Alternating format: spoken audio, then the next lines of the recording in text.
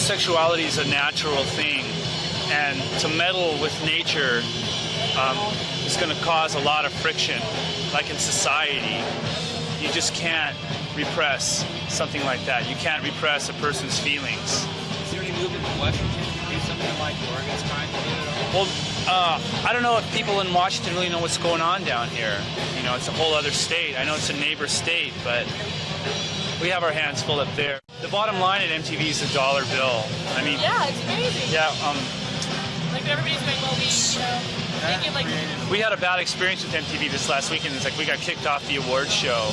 Why? Because we didn't want to play Smells Like Teen Spirit. I mean, we were bored of that song, and that song was just running into the ground.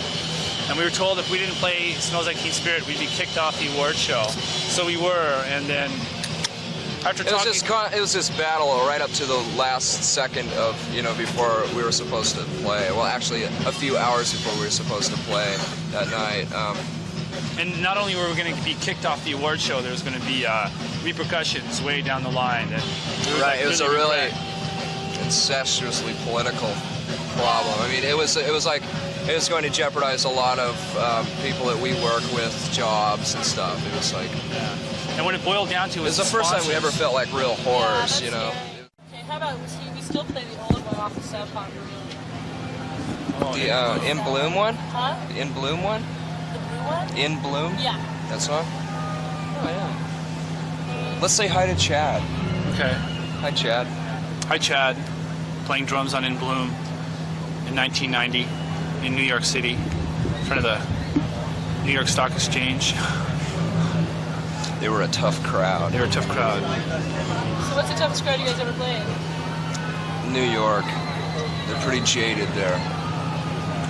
Playing in front of 20 New York scum rockers. We've seen it all. Yeah. Do you listen to any of that stuff? Oh, sure. What local bands do you like to listen to? Well, I've always been a real big fan of Poison Idea. Eating Birth. Eating Birth is good.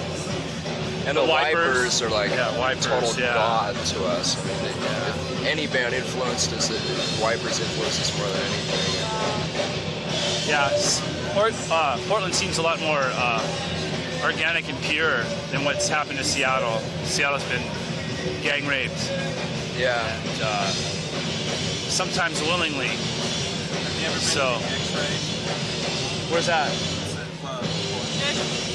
The X-Ray, really? That'd be so rad. It's just a very small club. It's really comfortable. Maybe we will. It's very cool. You can get about 120 people in there if you're lucky. And it's the best bet in town as far as no hassle, fun, good time. So it's all ages? It's an all ages? Wow, that's great. You have like Tennesseans are like country something on Tuesday nights. They have Primal Screams on Sunday. The Washington State Music Industry Coalition is looking into changing the regressive alcohol laws in Washington State regarding minors. I mean, all ages shows are uncommon, and it's a real shame. I mean, what do you guys think about the Snow on 9 thing?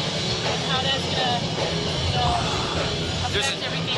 The trend, fascism is just rising and rising. You know, I watch the news and I see skinheads firebombing refugee centers in Germany, and to have it materialize so close to home is outrageous.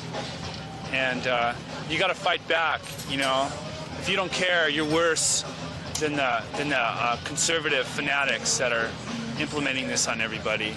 And you got to choose sides. What do you say to the people like out in the Dalles and out in like the real outskirt part of Oregon that may not be as politically aware of what's going on as the people in Portland?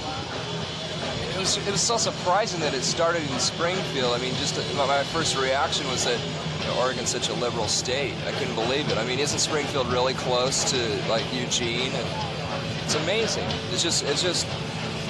It's perfect proof that it can happen anywhere, and it will keep spreading. It'll start in small, obscure towns like that, you know.